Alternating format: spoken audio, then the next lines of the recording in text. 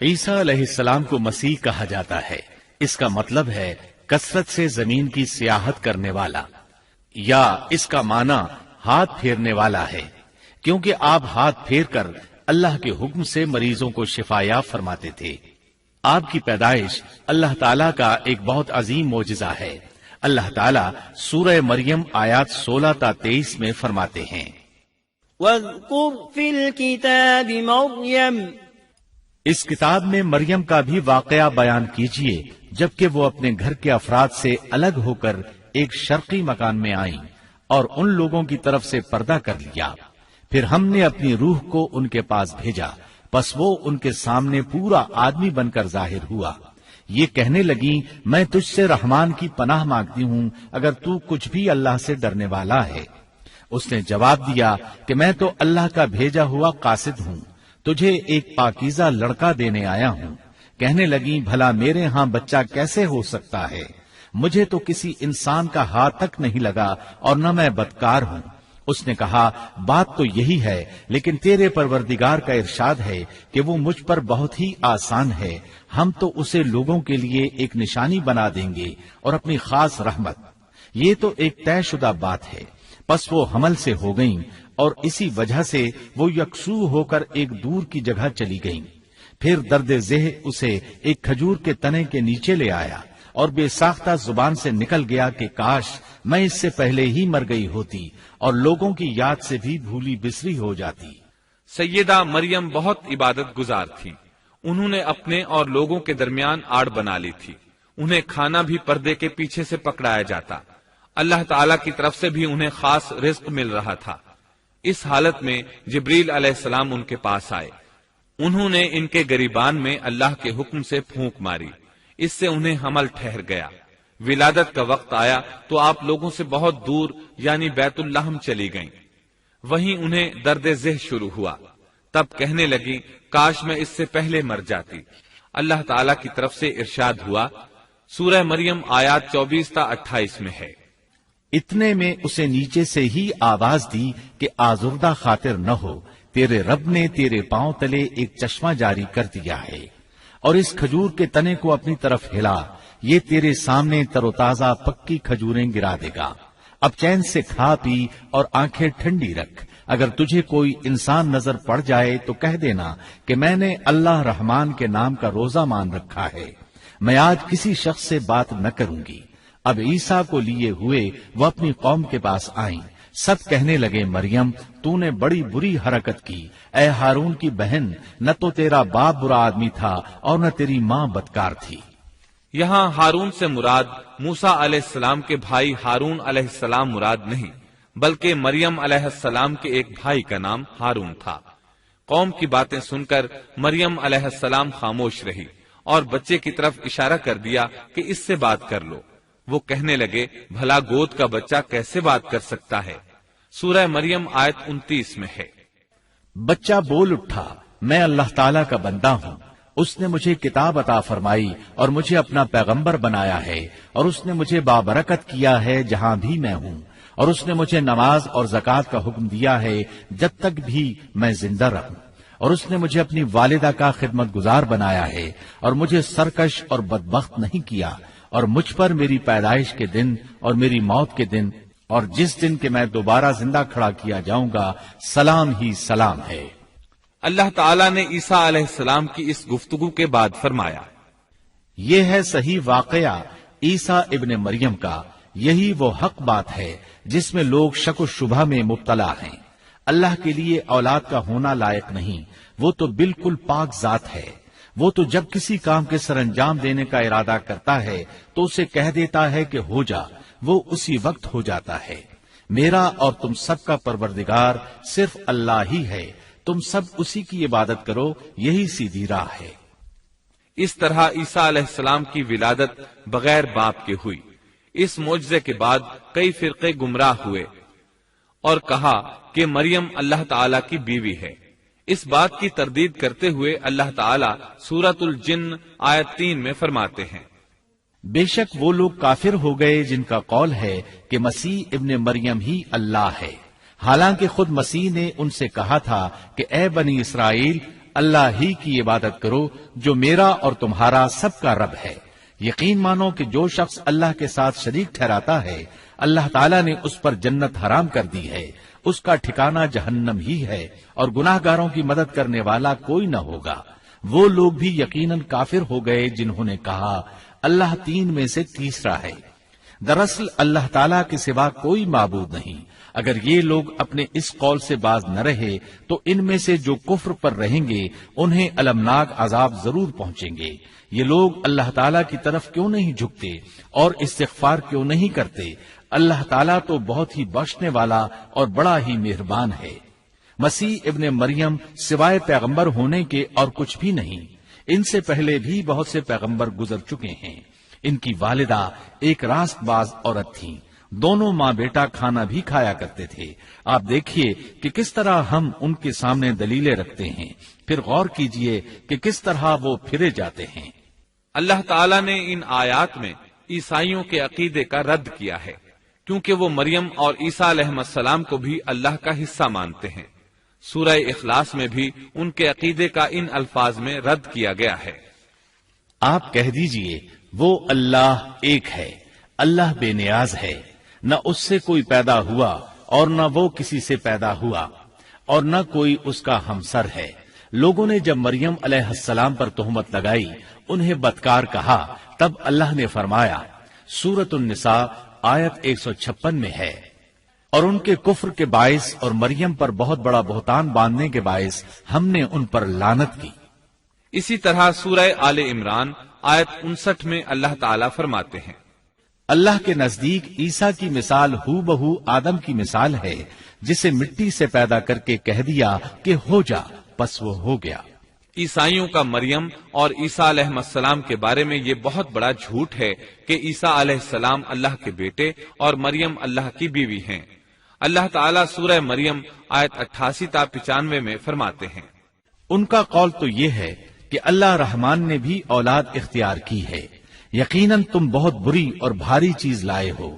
قریب ہے کہ اس بہتان کی وجہ سے آسمان پھٹ جائیں اور زمین شق ہو جائے اور پہاڑ ریزہ ریزہ ہو جائیں کہ وہ رحمان کی اولاد ثابت کرنے بیٹھیں۔ شان رحمان کے لائق نہیں کہ وہ اولاد رکھے۔ آسمانوں اور زمین میں جو بھی ہیں سب کے سب اللہ کے غلام بن کر ہی آنے والے ہیں۔ ان سب کو اس نے گھیر رکھا ہے اور سب کو پوری طرح گن بھی رکھا ہے۔ یہ سارے کے سارے قیامت کے دن اکیلے اس کے پاس حاضر ہونے والے ہیں۔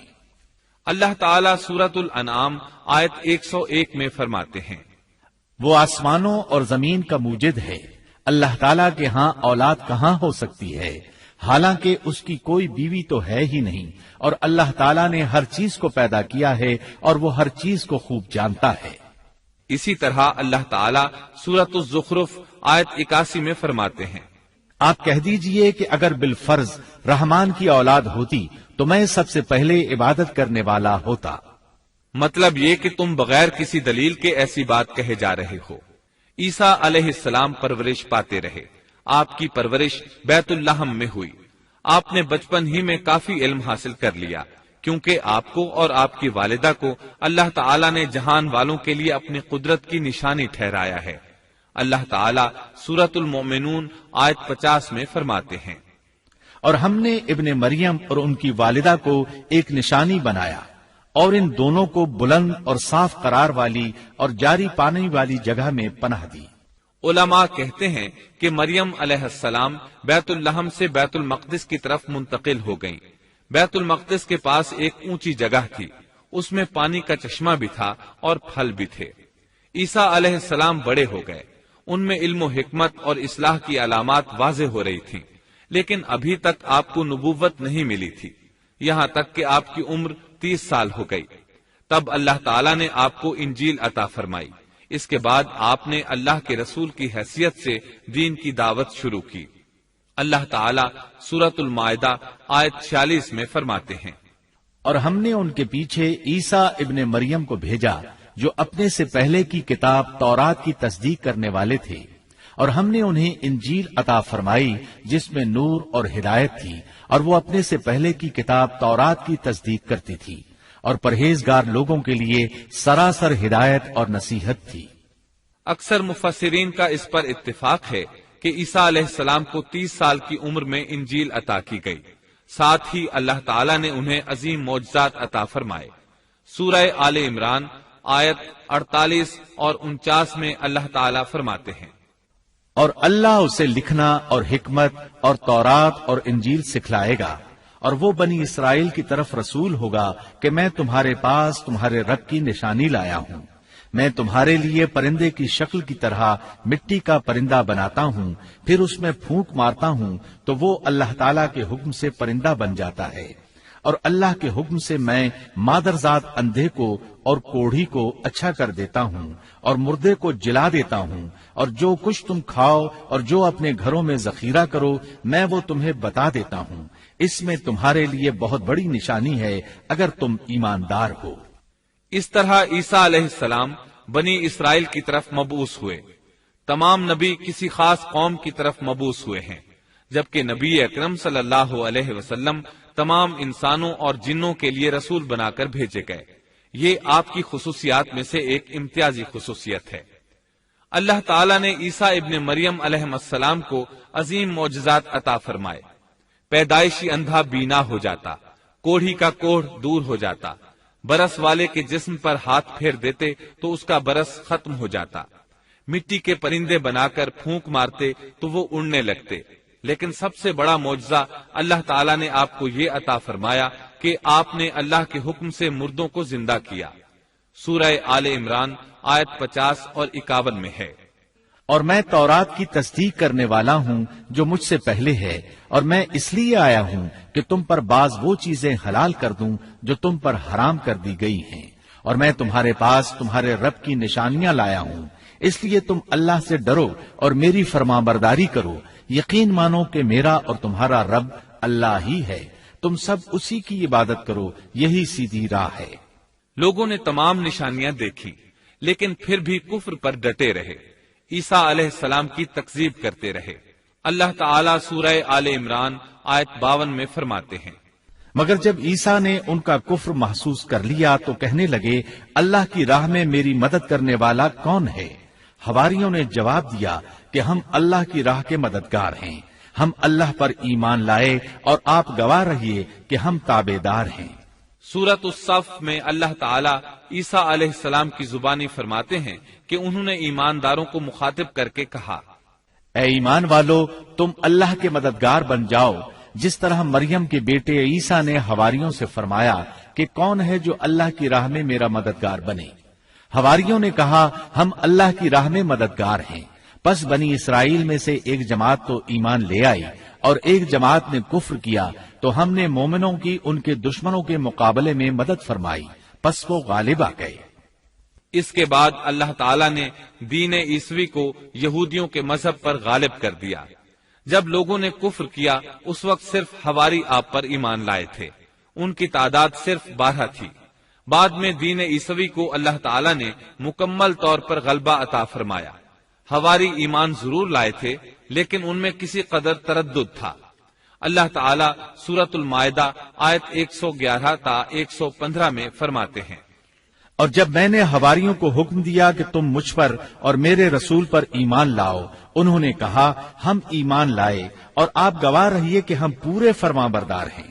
وہ وقت یاد کے قابل ہے جبکہ حواریوں نے عرض کیا، اے عیسیٰ ابن مریم، کیا آپ کا رب ایسا کر سکتا ہے کہ ہم پر آسمان سے ایک خوان نازل فرما دے؟ آپ نے فرمایا کہ اللہ سے ڈرو اگر تم ایماندار ہو۔ وہ بولے کہ ہم یہ چاہتے ہیں کہ اس میں سے کھائیں اور ہمارے دلوں کو پورا اطمینان ہو جائے اور ہمارا یہ یقین اور بڑھ جائے کہ آپ نے ہم سے سچ بولا ہے اور ہم گواہی دینے والوں میں سے ہو جائیں۔ عیسیٰ ابن مریم نے دعا کی کہ اے اللہ، اے ہمارے پروردگار، ہم پر آسمان سے کھانا نازل فرما کہ وہ ہمارے لیے، یعنی ہم میں جو اول ہیں اور جو بعد ہیں، سب کے لیے ایک خوشی کی بات ہو جائے اور تیری طرف سے ایک نشان ہو جائے، اور تو ہم کو رزق عطا فرما دے، اور تو سب عطا کرنے والوں سے اچھا ہے۔ حق تعالی نے ارشاد فرمایا کہ میں وہ کھانا تم لوگوں پر نازل کرنے والا ہوں، پھر جو شخص تم میں سے اس کے بعد کفر کرے گا تو میں اس کو ایسی سزا دوں گا کہ وہ سزا دنیا جہان والوں میں سے کسی کو نہ دوں گا۔ اور یہ اللہ تعالیٰ کی سنت ہے کہ جب منہ مانگا معجزہ آ جائے اور اس کے بعد بھی لوگ کفر کریں تو وہ تمام لوگ ہلاک کر دیے جاتے ہیں۔ آخر کار وہ کھانا اترنے لگا، انہوں نے اس کھانے کو کھایا اور ایمان پر قائم رہے، البتہ ان میں سے ایک نے خیانت کی، اس کا ذکر آگے آئے گا۔ ان مسلسل معجزات کا لوگوں میں چرچا ہونے لگا۔ یہودی عالموں اور بادشاہوں کو اس بات کی فکر ستا رہی تھی کہ لوگ ان کی پیروی چھوڑ کر عیسیٰ ابن مریم علیہ السلام کے پیروکار بن رہے ہیں، گویا ان کی حکومت ڈگمگا رہی تھی، دنیاوی بادشاہت بھی ہاتھ سے نکل رہی تھی اور دینی امور کی قیادت سے بھی ہاتھ دھونے پڑ رہے تھے۔ یہ صورتحال دیکھ کر یہودی عالم یہودی بادشاہ کے پاس گئے، اسے عیسیٰ علیہ السلام کے بارے میں خوف زدہ کرنے لگے، کہنے لگے وہ خود کو یہود کا بادشاہ خیال کرتا ہے اور دعویٰ کر رہا ہے کہ جلد تم سے بادشاہت چھین لے گا۔ بادشاہ کو اپنی حکومت کی پڑ گئی، اس نے حکم دیا اسے سولی پر چڑھا دو۔ اس وقت سزا کا یہی طریقہ تھا، آدمی کو قتل نہیں کرتے تھے، سولی پر لٹکا دیا کرتے تھے، ہاتھوں پیروں میں کیل ٹھونک دیے جاتے تھے، اسی حالت میں لٹکا ہوا وہ ختم ہو جاتا تھا۔ اس طرح یہودیوں نے عیسیٰ علیہ السلام کے قتل کا پروگرام بنایا۔ یہ آپ کے رسول بننے کے 3 سال بعد کی بات ہے۔ انجیل متی کے مطابق یہودیوں نے جس شخص کو عیسیٰ علیہ السلام کے خلاف ابھارا تھا وہ روم کا گورنر تھا، اس کا نام پونتس پیلاطس تھا۔ اس نے اپنے سپاہیوں سے مل کر عیسیٰ علیہ السلام کو گرفتار کرنے کی سازش تیار کی اور عیسیٰ علیہ السلام کے ایک شاگرد یہودا اسکریوتی کو 30 دینار پر جاسوسی کے لیے تیار کر لیا۔ ان دنوں عیسیٰ علیہ السلام مذہبی تہوار فصح منانے بیت المقدس آئے ہوئے تھے۔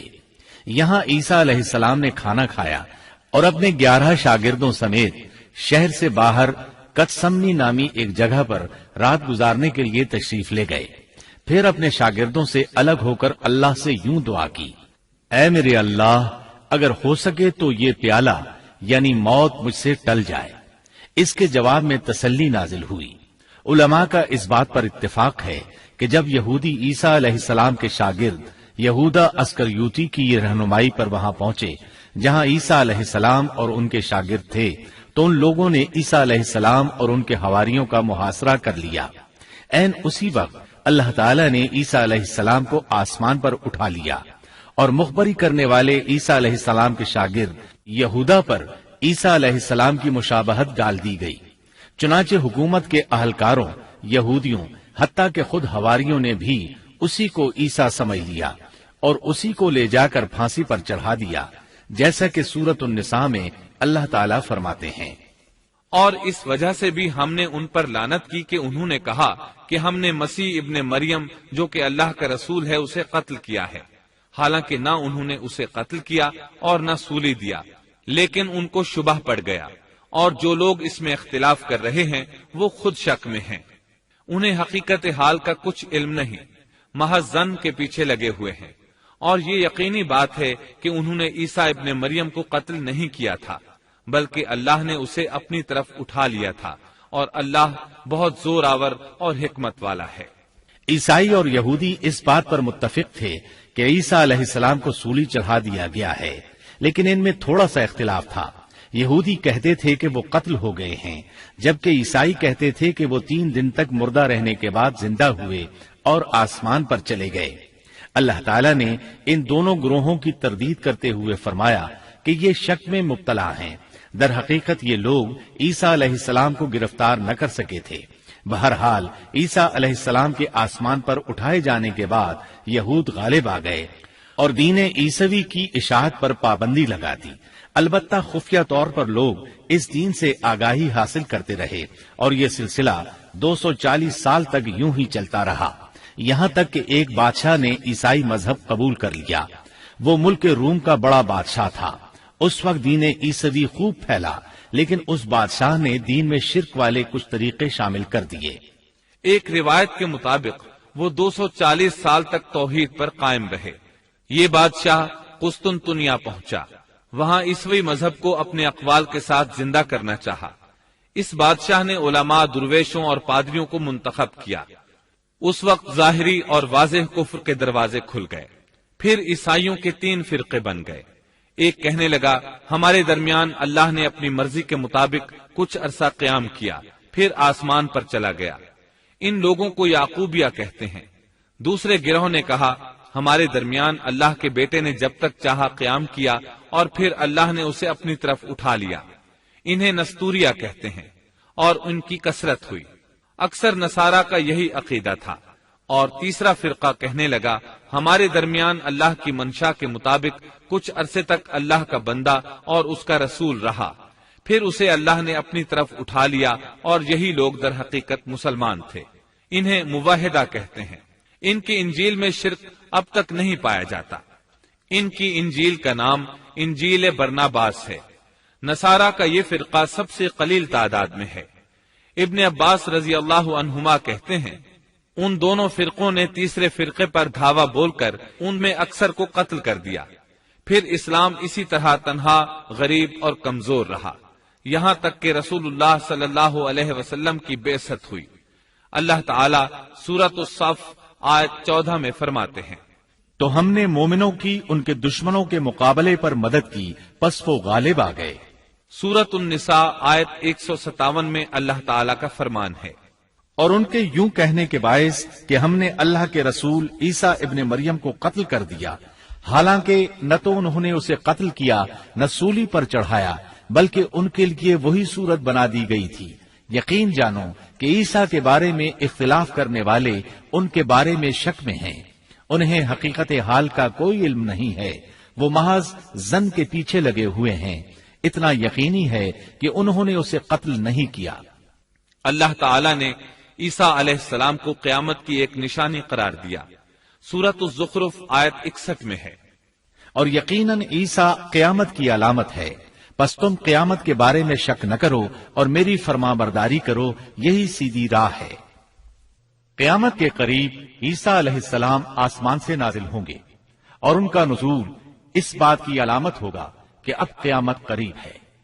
عیسیٰ علیہ السلام اور نبی کریم صلی اللہ علیہ وسلم کے درمیان اور کوئی نبی نہیں ہے، اس لحاظ سے نبی کریم صلی اللہ علیہ وسلم لوگوں سے زیادہ عیسیٰ علیہ السلام کے قریب ہیں، جیسا کہ مسند احمد کی ایک حدیث میں ہے۔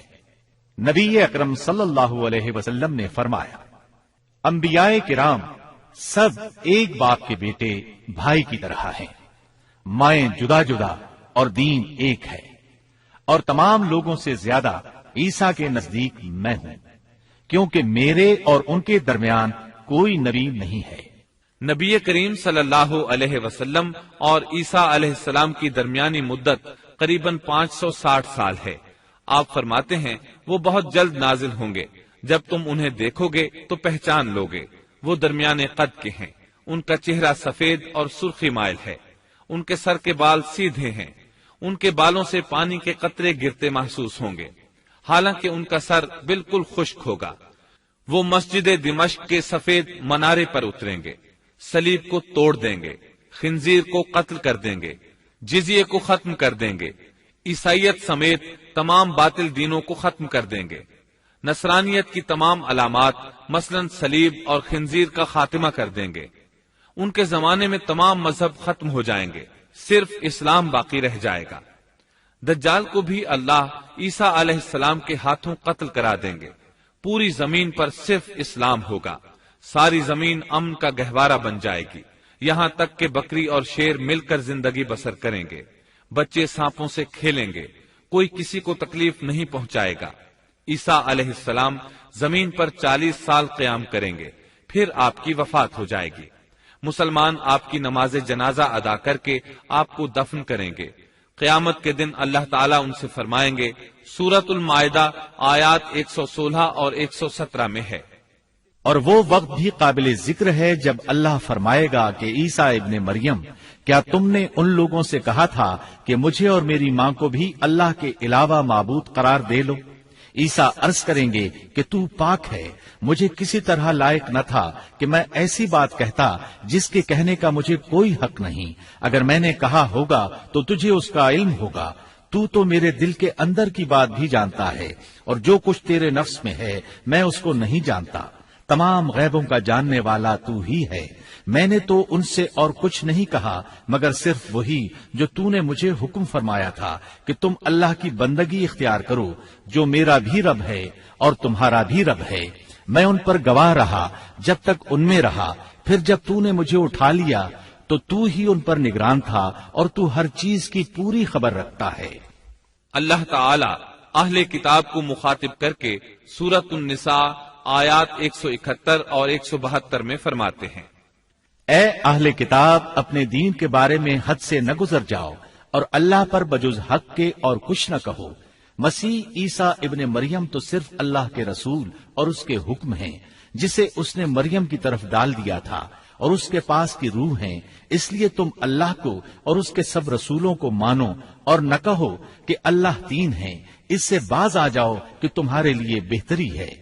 अल्लाह इबादत के लायक तो सिर्फ एक ही है और वो इससे पाक है कि उसकी औलाद हो। उसी के लिए है जो कुछ आसमानों में है और जो कुछ जमीन में है, और अल्लाह काफी है काम बनाने वाला।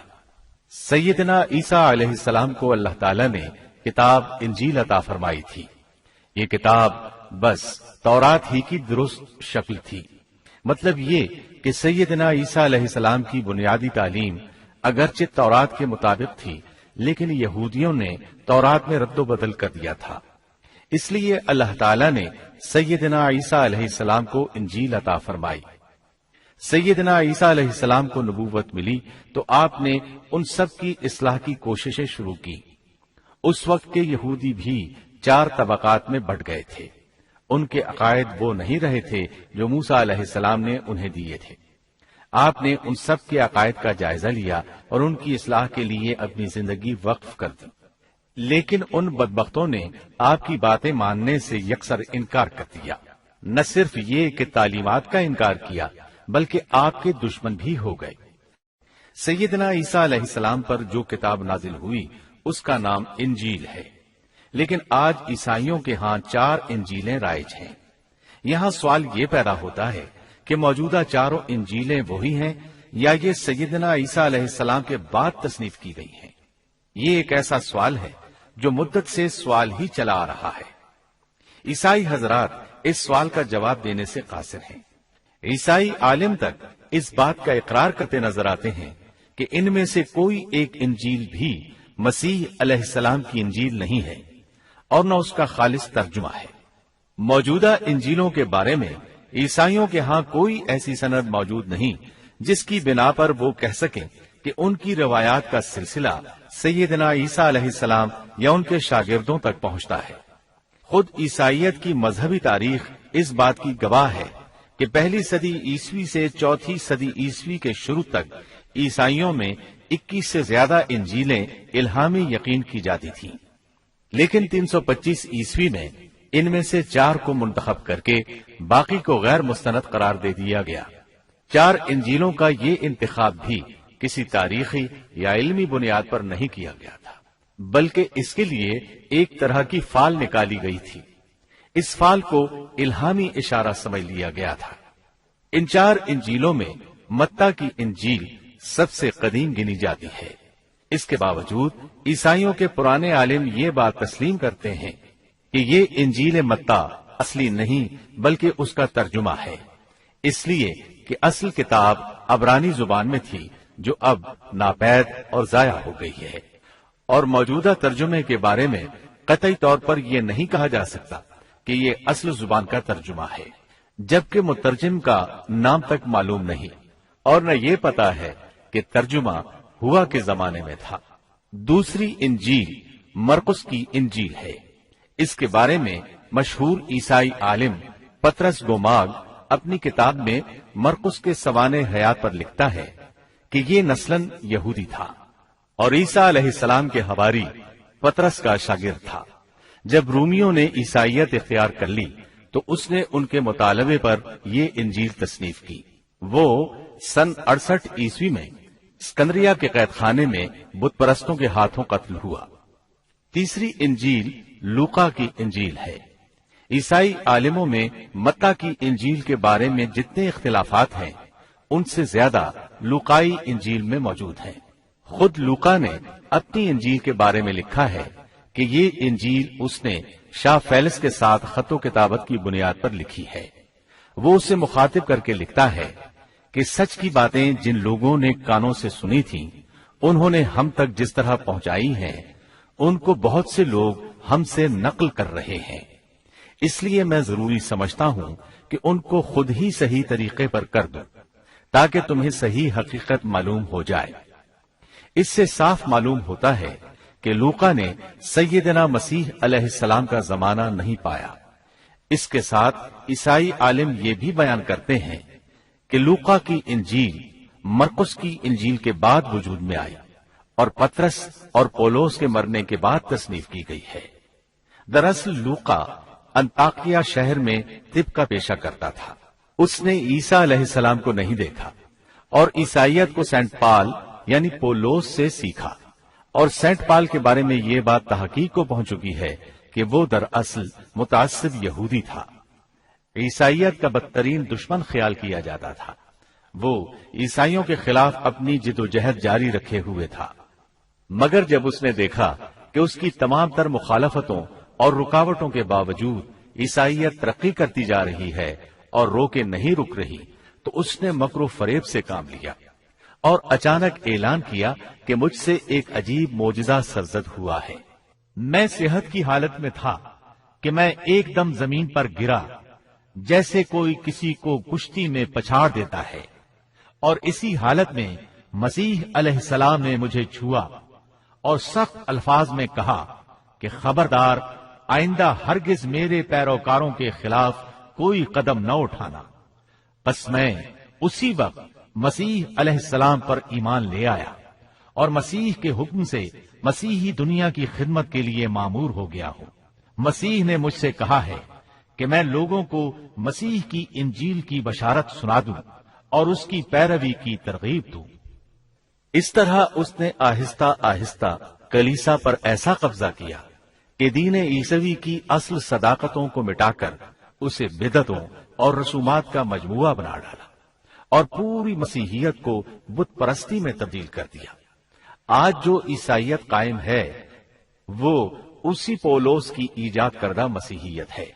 لہذا اس کے بعد کون دعویٰ کر سکتا ہے کہ اس کے شاگرد لوقا کی انجیل الہامی انجیل ہے؟ چوتھی انجیل یوحنا کی انجیل ہے۔ اس کے بارے میں عیسائیوں کا عام عقیدہ ہے کہ یہ سیدنا عیسیٰ علیہ السلام کے محبوب شاگرد یوحنا زبدی کی تالیف ہے۔ یوحنا عیسیٰ علیہ السلام کے 12 حواریوں میں سے ایک تھا۔ یوحنا کی انجیل کو ان کی انجیل کہا جاتا ہے، لیکن خود عیسائی عالموں کا یہ دعویٰ ہے کہ یوحنا کی انجیل خود یوحنا کی تصنیف کردہ نہیں ہے۔ یہ تھا ان انجیلوں کا تعارف۔